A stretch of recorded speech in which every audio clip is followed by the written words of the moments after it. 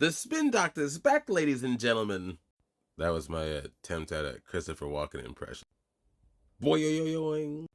This is a hostile and political act by Amazon. Why didn't Amazon do this when the Biden administration hiked inflation to the highest level in 40 years? And I would also add that it's not a surprise because, as Reuters recently wrote, Amazon has partnered with a Chinese propaganda arm.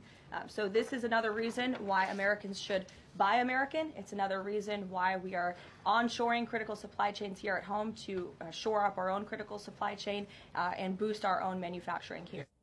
So I want you guys to remember this right here. Just back in December, where Bezos, amongst the other tech bros, basically kissed the ring of Donald Trump for the inauguration, donating money. I believe Bezos donated, I think, at least $1 million, which isn't a lot in the grand scheme of things, but still. Sitting at the tables with Trump, sitting there with the rest of those dudes at the inauguration. This guy has proven to not be an enemy of Donald Trump. Or at least he's trying very hard. I'm not trying to say anything nice about Bezos. I have thoughts about the whole Blue Origin thing, but that's another story. And now we're seeing, I just woke up and I saw this, the White House just going at Bezos for news, mind you. News, very light news, that one of Bezos's teams in one of his sub companies for Amazon might be showing tariffs for goods for their ultra low cost Amazon Haul store. I wanted to note those 2 points to highlight something here, something self destructive that Donald Trump does. We'll see if he backpedals on this in the upcoming days. Reacting without consuming all of the information. He hears that Amazon's doing the thing, doesn't even really dig into the who's, what's, where's, and the whys about it, and sends off Karoline Leavitt, the spin doctor puppy. Oh yes, we all haven't forgotten this, Karoline. Woof woof. Woof woof. Yep. Just going on the full offensive at Bezos and Amazon. Again, this isn't me defending Bezos. This is me highlighting Trump's team making an enemy out of a friend.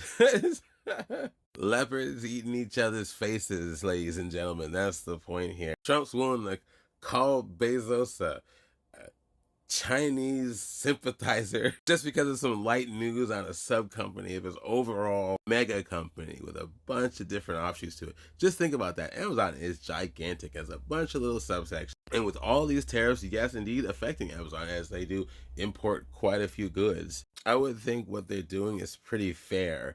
Matter of fact, I read that Bezos wouldn't even publicly endorse a president during this last election, even though he was indeed at Trump's inauguration and gave Trump money. Another thing that's odd to me is this is supposed to be the administration of transparency.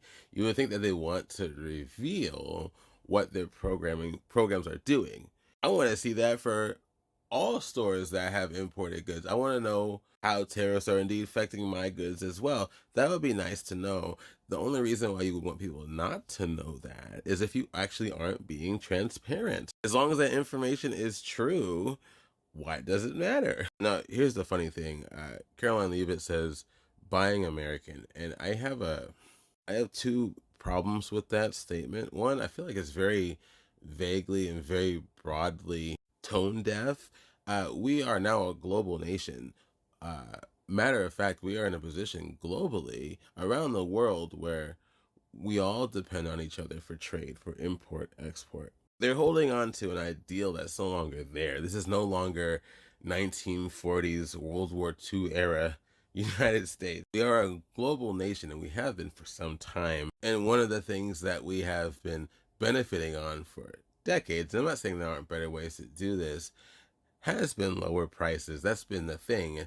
Companies like Amazon grew big on offering lower prices, but they can only really do that if they manufacture at a lower cost, which is in other countries, not in the US. So for Karoline Leavitt and team to say, buy American, knowing that costs have gone up, knowing that there's layoffs left and right, it just being overall harder to afford anything, to say, go buy a more expensive product is kind of, again, tone deaf. No, I'm not saying you shouldn't buy American. If you can afford it, cool.